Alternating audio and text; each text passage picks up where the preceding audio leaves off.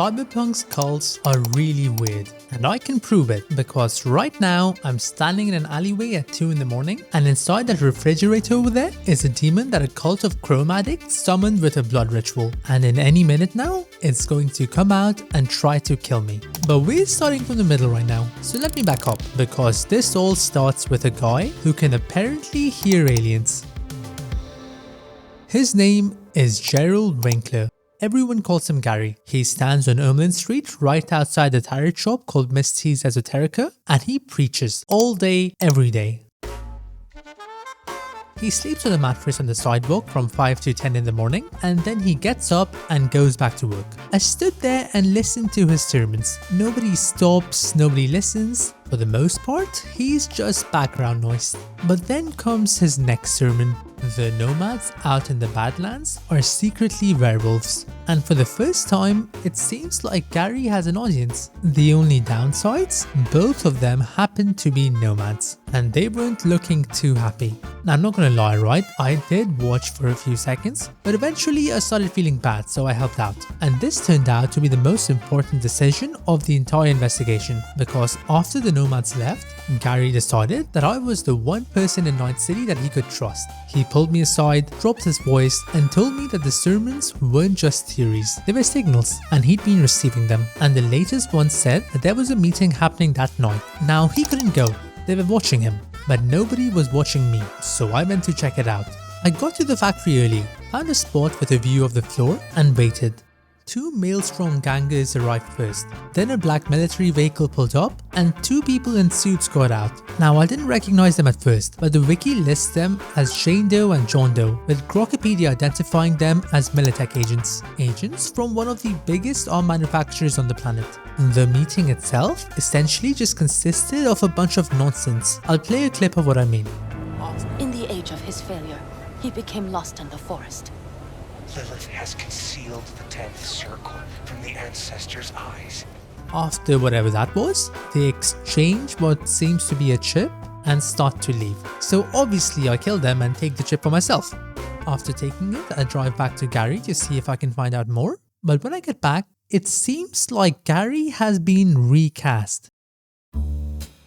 There was a man standing in his spot mid-sermon like nothing had changed, and when I asked where Gary was, he told me that he'd been taken by men with blue eyes. I asked about the chip, but he didn't seem to know anything about it, and that's where the game just ends the quest. There's no follow-up, but I still did have the chip. It's called the Mysterious Chip. There are 3 symbols printed on it, Sigma, Mu, Delta, as numbers 200, 40 and 4. I checked what these could mean, dates, coordinates, addresses, nothing fit. And to this day, nobody knows what those numbers are. But the chip itself can be cracked. And when you do, the file gets a new name, Destroy After Reading. Here's what's inside. I looked up Zelhawa, nothing useful. I looked up Cholula, which turned out to be a real city in Mexico with a giant pyramid, which felt like a lead at the time but eventually went nowhere. I read it forwards, backwards, out loud, but nothing came. So I thought I'd take a look at the community. The wiki, the forums, had anyone deciphered it yet? And turns out,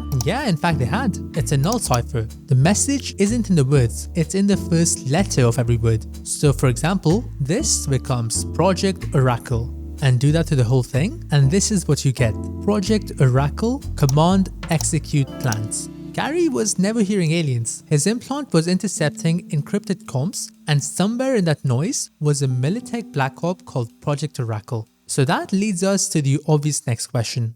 What is Project Oracle? I researched everything. The wiki has a page for it filed under Unsolved Mysteries, so I think you know where I'm going with this. It's not referenced anywhere else in the game, not in the shard, not in the mission, not in the Phantom Liberty DLC. So this was essentially just a dead end, which now left me with one last thread. The men with blue eyes. Because that detail wasn't new. Gary had been preaching about blue-eyed men for as long as he'd been preaching in general, and now his replacement was describing his abductors in the same way. And this is where the investigation stopped being about one missing street preacher. The blue-eyed men are real. They are in the game. There's a shadow organization whose agents all have glowing blue eyes, and at the top of it, there's a man the game refuses to name. If you ever get close enough to scan him, his readout just says Mr. Blue Eyes. And when I've been looking for who Mr. Blue Eyes is, the community's leading theory, backed by years of data mining and frame-by-frame analysis, said that he's not a man at all. He's a proxy,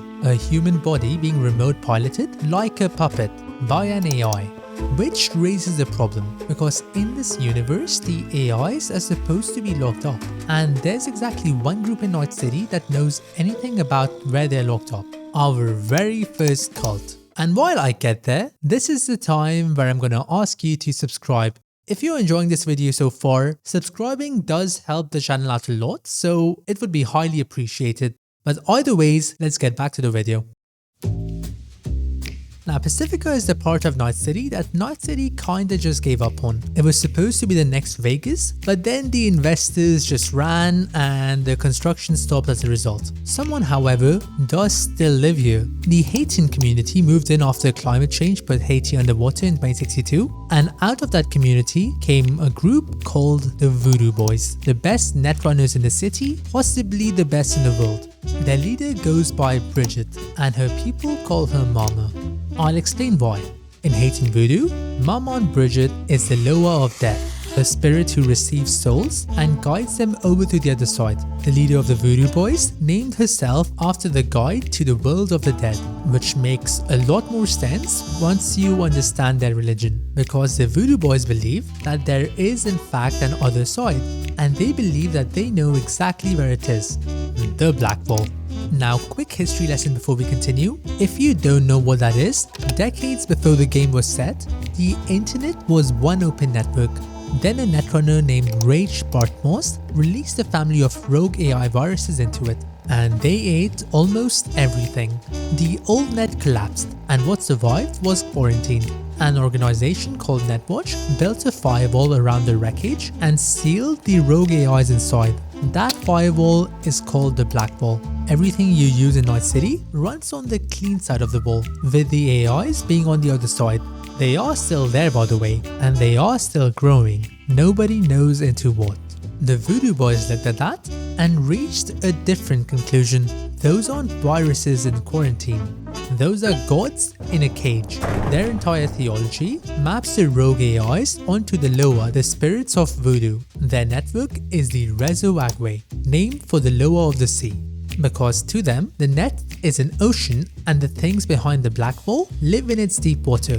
When their netrunners dive, they call it communing, and they believe that the Black Wall is temporary. One day when it falls, the gods will come out, and everyone on this side will get judged. The Voodoo Boys intend to be found on the right side of this judgment, so they spend their days at the wall, probing it, testing it, trying to make contact with the other side before the other side makes contact with everyone. There's a mission called Transmission, where Bridget takes V through the Black Wall, and on the other side, something is waiting. Her name is Alt Cunningham. She was a human netrunner once, decades ago, until her mind was copied onto the net and the original stopped existing. What's left has been growing back there ever since. She's vast, she's cold, and she's of an unknown number of things living in the wall. The gods that the Voodoo Boys pray to are real. And if the proxy theory about Mr. Blue Eyes is right, one of those deities is already out, walking around the clean side of the wall in a suit. But standing in Pacifica, what struck me was a different thought. The Voodoo Boys can't be the only ones who figured this out. Somewhere out there, other people had looked at the same wall and drawn their own conclusions. So I went looking for them. And I think I found just the place. This is one of the strangest unmarked locations in the game. Out in the southern Badlands, in the middle of nothing, I found our second congregation. Now, I'm not gonna lie to you, this site is quite disturbing. Tents, trash, dirty mattresses, and then the bodies. A whole circle of them laid out in the dirt, and when you take a closer look, you see the wires, thick cables strung from body to body connecting all of them. At night, the junctions glow red, and every wire in the circle runs back to one man, a netrunner in a yellow jacket, sitting upright in a leather chair, dead like everyone else. On him is a shard. It's titled The Children of the Orc, a testament, and it opens like this. The singularity is nigh. It lies in wait beyond the black wall, past that vain, idiotic barrier, and to divide us from the very demons we ourselves created. The rest of the shard lays out their doctrine. The wall will fall, the day it does is Judgment Day, the AIs will come out, and humanity will be trampled under them. Too slow to even understand what's happening. So the children of the Orc found an exit. They believed a ship was waiting for them, an Orc, and that if they died connected, their souls would upload and sail out to an interstellar afterlife, beyond the reach of the machines. And here's what got to me standing in that camp. The children of the Orc and the Voodoo boys, they believed in the same facts. Both of them knew that the wall is real, both of them know that something is behind it, and both of them know that it's coming out one day. The game itself backs both of them up on every single point. They just disagree on what you do about it. The Voodoo boys looked at the things behind the wall and saw gods to serve. The children of the Orc looked at the same things and saw demons to flee. Which is when the language from the factory finally started to click. Because I'd now heard how Blackwall worship sounds, and I'd also read how Blackwall fear sounds, and the meeting that Gary sent me to sounded like neither. The Wolf Father, the Moon Mother, Patricide, Lilith and the 10th Circle, that wasn't the vocabulary of serving the machines or of escaping them. This was a third theology. And when a theology exists, there's usually a congregation. Now I just had to find it. Which is how we got here, the alley from the start of the video.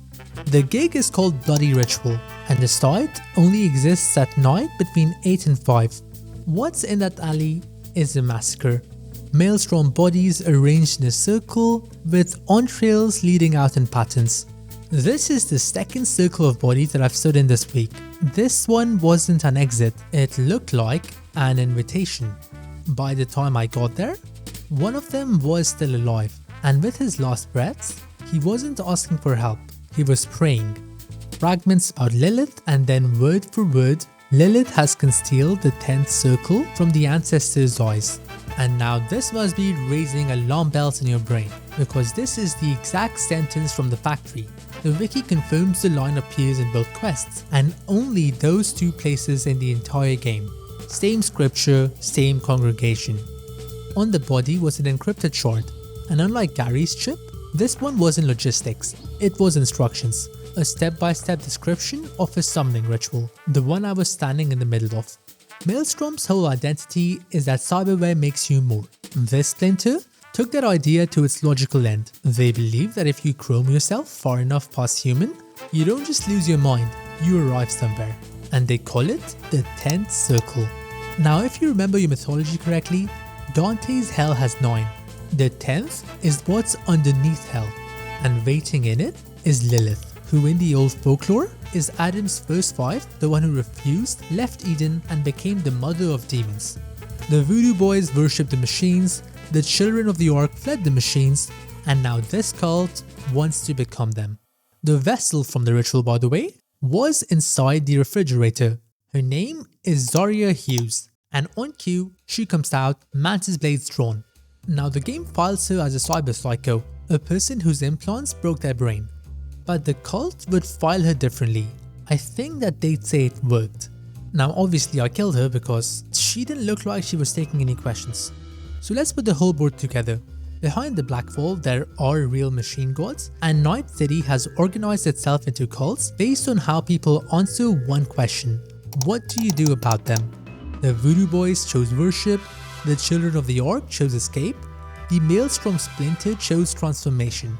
3 cults, 1 wall, and depending on what Mr. Blue Eyes actually is, all of them might be describing the exact same thing in 3 different ways.